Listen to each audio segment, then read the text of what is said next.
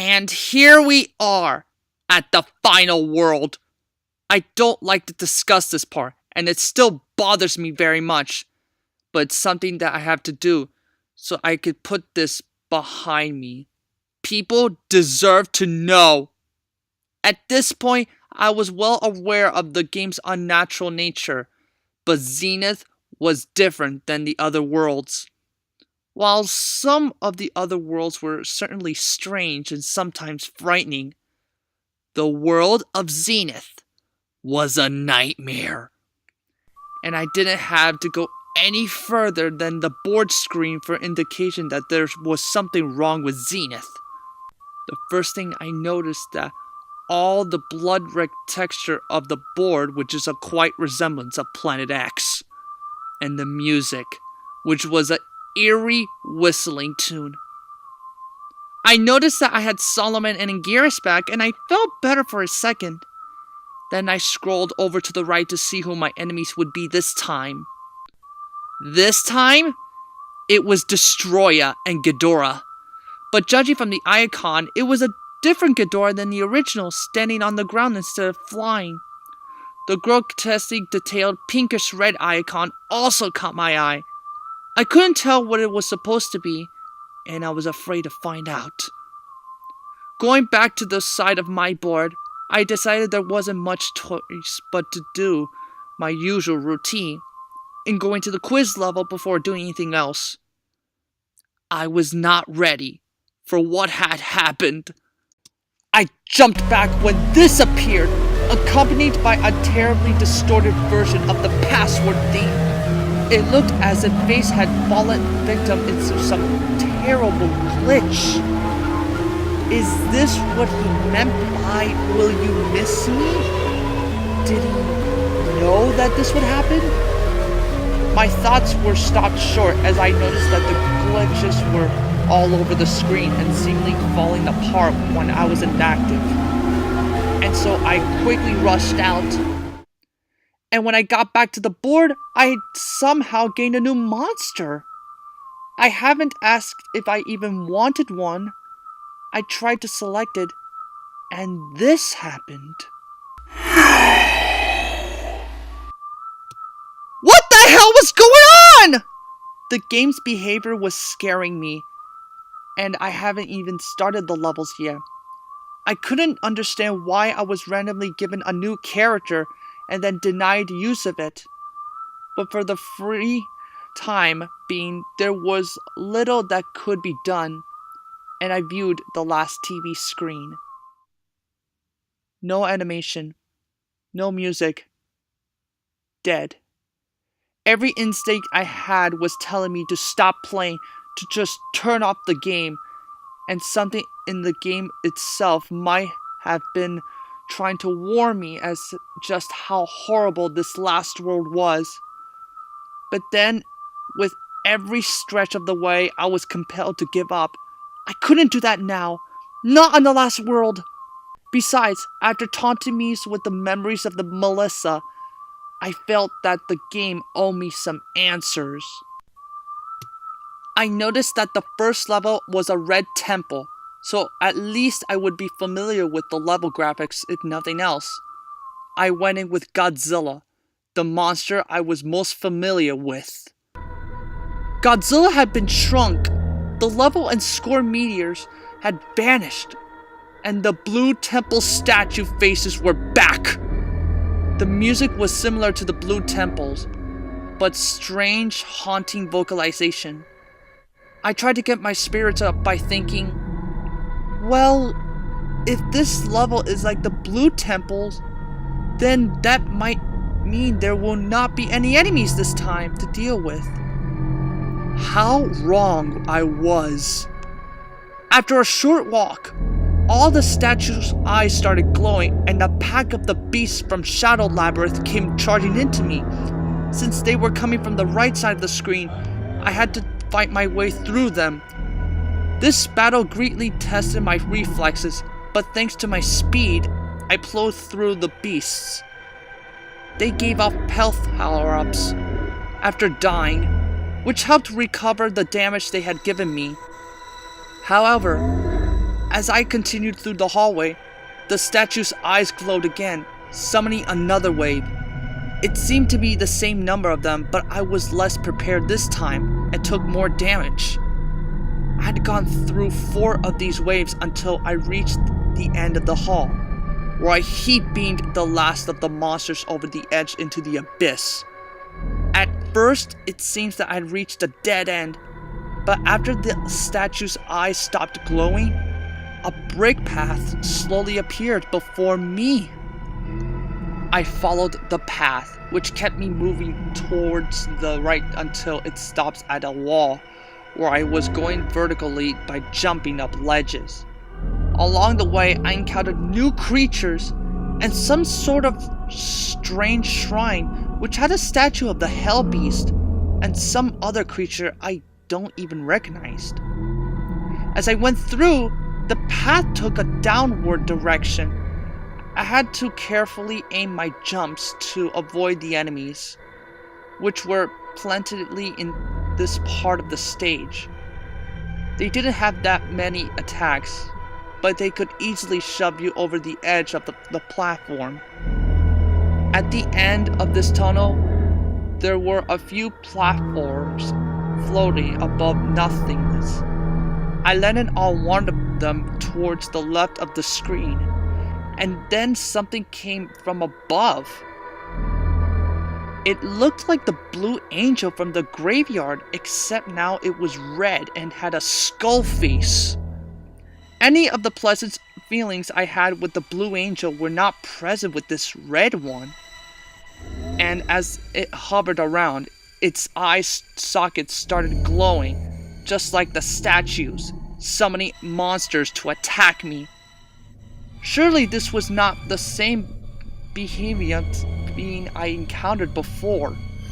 This must have been some kind of imposter. The battle was nerve-wracking as I started off with nearly half of my health and had to deal with multiple opponents, as well as the threat of gravity. To make things even worse, as the red angel took some damage and some of the panels fell until only 3 remained. But my luck had not run out yet. Just when I thought it was over, I struck the red angel one more time, and it turned out that one last hit was all I could take. Just as the red angel completely disintegrated, the game instantly went back to the Zenith board. I moved Mothra over to the nearest stage from the red temple, which seemed to be a garbled mess of letters spelling kill, and began playing. As suspected, all of the level graphics were made of jumbled letters, and Mothra, just like Godzilla, was shrunk to half size. I began to suspect that all the Zenith levels would be like this. The background music was terrible, like if someone put all the sounds an NES was capable of making into a blender and then piecing them together into a song. I had to turn the volume down because of it. Playing as Mothra made avoiding the enemies easier, but they were nonetheless determined to get at me. The first enemies I saw were headless Gigans, and later on were hybrid monsters pieced together from previous bosses, like the Biolante-headed thing seen above. 5 minutes had gone by and I didn't see anything new, and the level shifted into another segment. The music changed from loud and annoying beeps into a far more ambient and menacing. The graphics also changed, now looking a blood-drenched junkyard. The way everything in this level was red, making it sickening to look at. The enemies multiplied in number, never ceasing to follow after me, and became harder and harder to avoid. And at the end of the level, the situation reached a climax, as the swarm of monsters fused together in one enormous, terrifying hybrid monster. Once I had gotten through the external shock, I discovered that the way to destroy this thing, constantly shooting eye beams at the Hedora clusters that form its heads. If you attack anywhere else, it will regenerate the damage. Even with this knowledge, this was an extremely difficult fight. I'd say it was almost as hard as fighting the Moon Beast was, if not harder. Its most common attack was lunging forward with its arms, covered in Gigan saws and blades. If they touched, it would instantly drain the health. When it was over, the remaining monsters collapsed into a heap. Then they and the ground below them started to disintegrate and sink towards the bottom of the screen. When I got back to the board, I thought to myself, so far, the game has put me the easiest levels first. If that's the case, how bad would the rest of Zenith be? With 2 levels down and 3 to go, my monsters and I had foothold in the world of nightmares that was Zenith. Deciding what actions to take me next was more tense and difficult than ever before. But ultimately, I had no way of knowing what the next levels would be like, or how well my monsters would be prepared for them. So my only option was to guess. I tried to interpretate what the next icons of the levels ahead of me were. The last levels before the boss battles was obviously representing some kind of volcanic area with lava and open flames. The middle icon I still don't get, except that it looked fleshy and valued like an organ of some kind, oddly oversized as well. The one I was nearest to and about to enter next looks like some kind of thorny vines covered in puddle of blood. I guess this would be a level with blood rivers, like the chase level of Dementia. As such, I went with Anguirus, because due to his rolling move, he would have moved faster in incredible speed while submerged.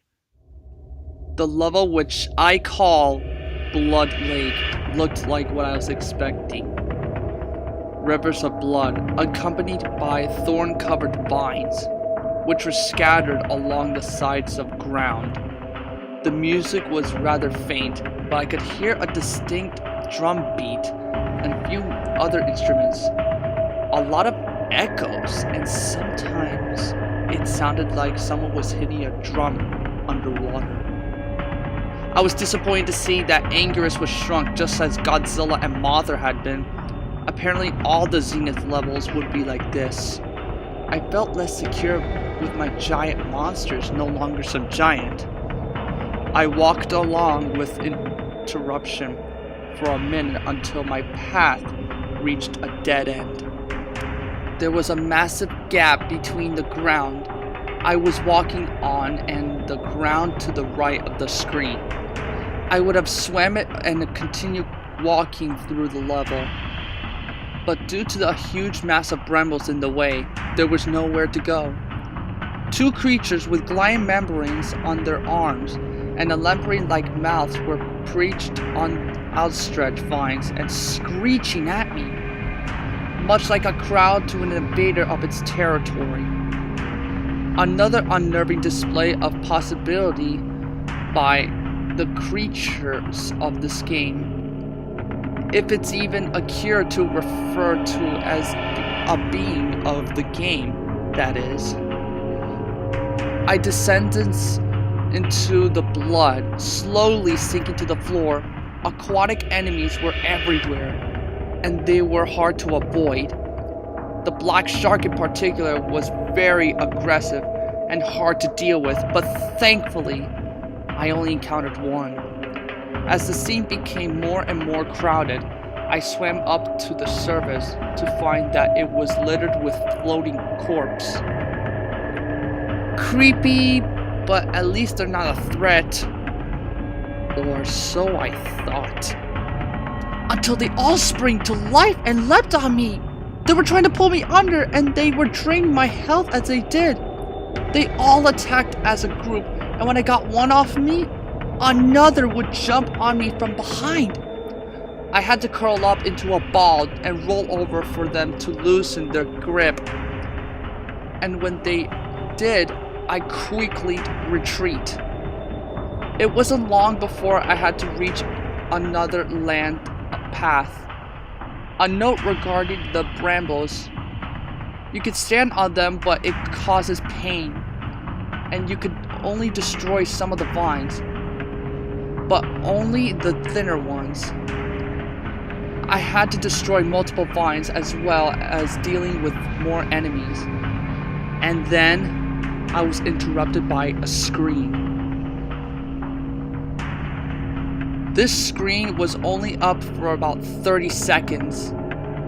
Then it was back to the level. I was facing yet another dead end. And a pregnant humanoid creature was being hanged from the top of the screen by a spine cord. Instantly, the creature's belly was split open from the inside as the lower part of its body was ripped apart and fell into the river below. The Blood Lake's boss was revealed. It came flying towards me, making a shrill, hacking screech. I was forced to move back. The bat was a highly mobile boss, fast and difficult to hit. As I moved back along the ground, the monster opened its mouth and shot a barrage of needles. I jumped over them and managed to give it a blow to the head, and it started flying out to reach me. As the bat was flying, it shot a stream of fire from its eye sockets and started trying to hit me with the flames. I rolled around the ground, which drained my power, but put us at equal speed. This cycle repeatedly around 3 times until the monster was defeated. With most of my health drained, I went back to the edge of the level, and the large bramble vine blocking the exit was now gone. Now, only 2 more levels to go. Who to send this time? Godzilla, Mothra, and Anguirus had all completed 1 level, leaving Solomon and also the mysterious 5th monster. I tried to access it again, but with no luck. So I chose Godzilla again for the next level, and Solomon for the final one. The second to last level was the one I refer to as the organic level, which was the most visual unpleasant of them all. Right from the start, I could see that the graphics were freakishly different. The atmosphere was gruesome and forbidding, with the addition of the loud, droning music. I was dreading what I would see in these levels, and it was only about a few seconds before I saw something appeared. 2 hideous things. It's hard to describe most of this in this level. Everything has this disturbing semi-real look to it. Most enemies look halfway between real animals and misshapen lumps of gore and teeth. It's also worth noting that all of them were considerably larger than Godzilla. And although the majority were not very intelligent, each of them took about 30 hits to kill. Due to this, it was a better idea to run away from them than fight. But it was never clear exact what direction to run to. While most levels involve going to the right to the exit, the path of this level was primarily going down by walking to the edge of one platform and jumping down to the lower one. There was no way to make sure where you were going to the right way, nor any apparent meanings of getting back up to the higher platform if necessary. Also, certain enemies acted as if they were aware you had to jump down I would stand back at the edge of a lower platform, waiting for you. When this happened, I would have to walk back until the monster would leave. As soon as I came across the platform, sucked above each other with little space in between, looking like a maze. This meant that I couldn't jump and made it escape from the enemies difficult. Thankfully, the enemies above to fit through these mazes were just the four-legged beasts seen at the beginning of the level. Adding to the difficulty were long, tapeworm monsters that would rise themselves up between the platforms and trap you.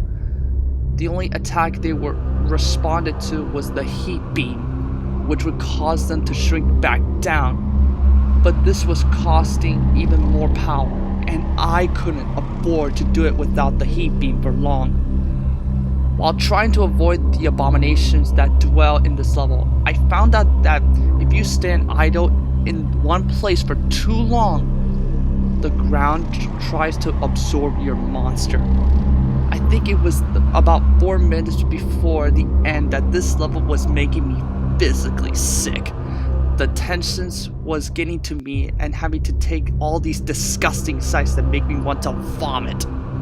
I nearly did pause to look for a bag, but I was able to hold it together. Also, I found a trick at the end of the level, though it was too late to do it for me any real good. If 2 different species of the monsters to run into each other face to face, they would fight each other and leave me alone. I didn't intentionally cause this, it just happened. Finally, at the end, it was time for another mini-boss fight. It was certainly ugly, but not quite as horrific as I feared it would be. But more importantly than dealing with its appearance was defeating it. And since I'd less than half of my health bar to start with, there was no room for errors. It began attached to the floor when I first saw it, but after 10 hits, it detached from the floor and began floating. It moved fast, and unlike the Blood Lake's boss, it wasn't impaled by any sort of gravity. It was able to fly through the ground without any collision effect. It used this to advantage and would float beneath the ground and sprung randomly to bite you. But it stopped during this after a few well-aimed kicks to the face. The pink area on its upper jaw was its weak point. Too many hits there would cause it to spin uncontrollably. The new strategy was to rapidly float up while moving back and forth the stage, trying to constantly keep its jaws aimed towards me. Health was getting critically at this point, and I spammed the heat beam from which it had no defense. In the last stretch of the battle, the monster had lost its mind, rapidly rushing back and forth and goshily its jaws. I had to duck under and then strike it when its back was turned. 20 more hits and it was destroyed. And then there was only one last level to go. I did not hesitate. I selected Solomon and entered, perhaps a little too fast. This level was definitely the peak of disconnection between what the NES was graphically capable of and what this game could create. The music also caught my attention. It was one of the only songs that appeared more than once. The horrible screeching from when the Hell Beast appeared in the graveyard. As soon as I started, there was already an enemy prepared to attack. A centaur wielding a whip. And it wasn't there alone. When I started fighting, several more centaurs appeared, coming from both sides of the screen at the same time. It was too much to handle. Solomon's flight saved me from taking too much damage and started the level. The centaurs followed after, but seemed to be unable to jump. After escaping the centaurs, I noticed gaps in the ground while trying to avoid the jumping sword-mouthed enemies in mid-flight. I got close to the surface of the lava, and a creature emerged and tried to grab me. It didn't succeed, but I was startled. Carefully, maneuverably would be needed to avoid instant death here. As new enemies appeared, the level soon became very difficult. A lot of the trouble came from stocky red demons that stood on top of tall, narrow mountains and spewed fire. I got by them by waiting till their back was turned and hitting them with a flying kick which made them fall into lava. It was at this time I noticed that I wasn't getting any health from killing enemies. Not all the ground was stable.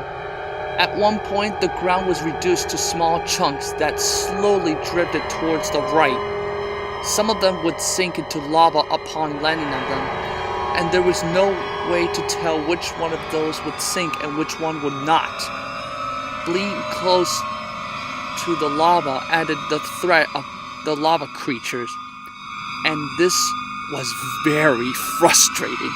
I was also feeling very hot, which made concentration hard. If you ever had a heat rash, it felt similar to that. I had periodically stopped for water because of it. This was almost certain due to the game and not my imagination. But I kept pushing the thought out of my head. I didn't want to think about it. At the end of the stage, I encountered the boss rising from the lava.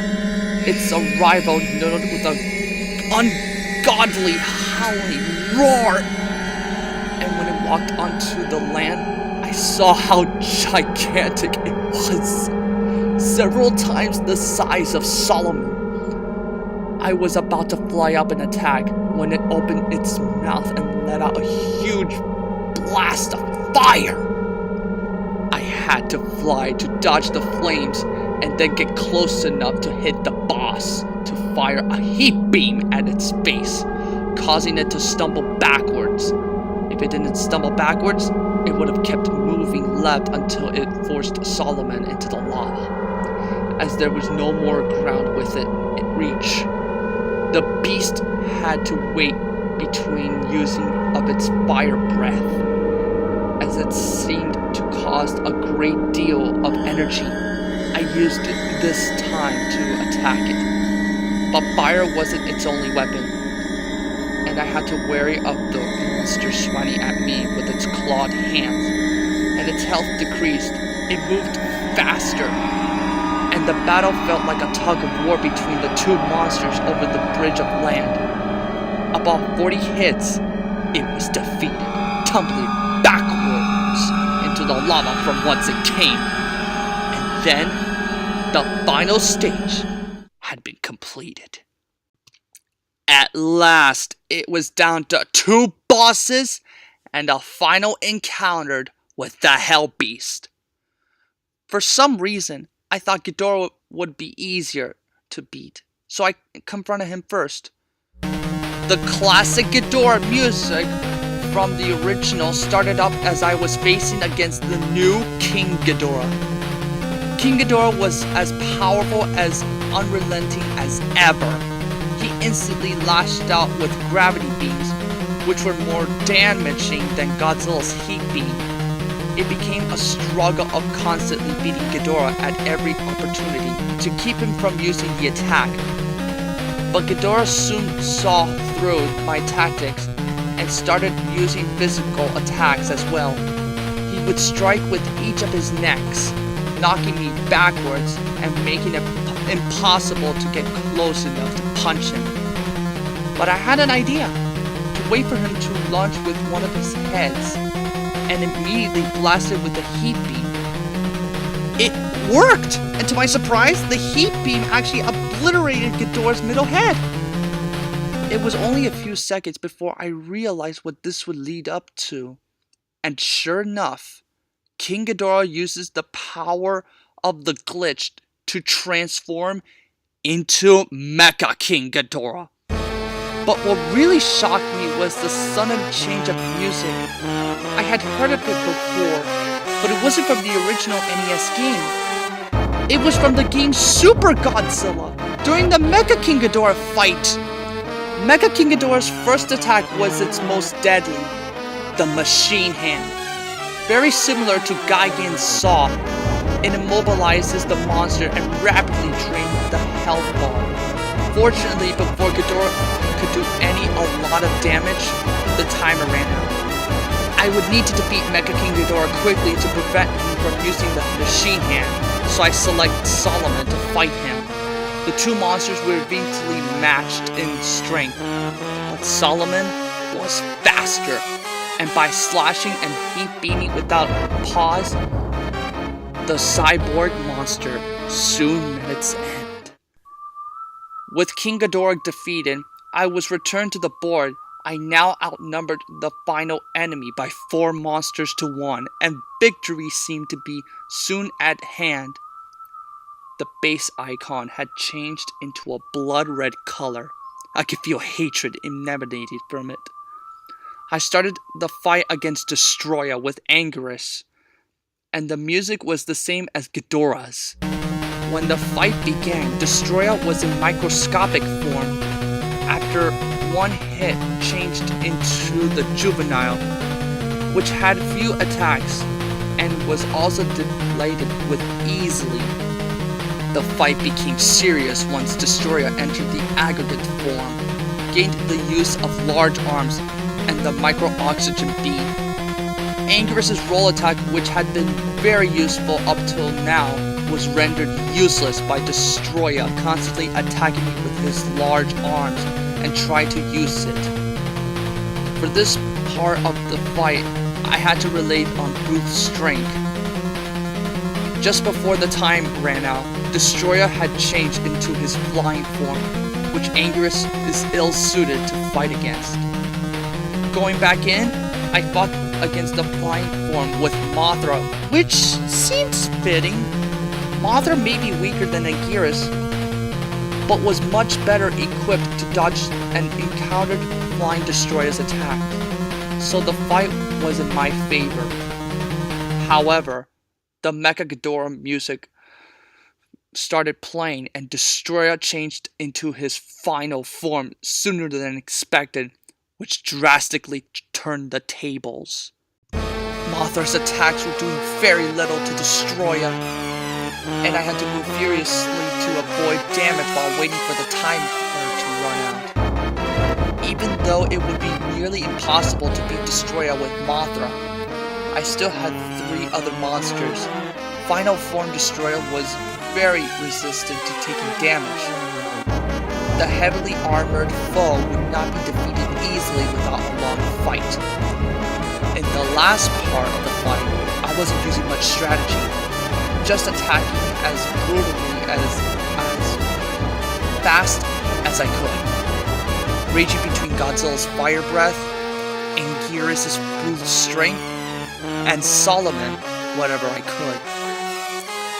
On its last bar of health, Destroyer tried one last counterattack, a beam of energy from his chest. I don't know how powerful it would have been, because just before it could fire, I punched Destroyer in the chest cavity, destroying him. And then, the last kaiju boss was gone. In the midst of all the excitement, I had briefly forgotten that there was still one last thing to do before the game would be over. Seeing the icon again hit me like a ton of bricks, and I froze for a few minutes. I had come so far to get to this point, but I was terrified. I really don't want to know what the last encounter was going to be like. Before I could let myself think about it any longer, I moved Godzilla to begin the stage. You're here now. This is the end. Just one last thing to do, and then it's all over, is what I said to myself. And when the screen changed, there was Nothing. Just Godzilla and the black screen. I walked back and forth, fired a heat beam. Nothing happened. Until I heard something. The faint of a familiar drum beat.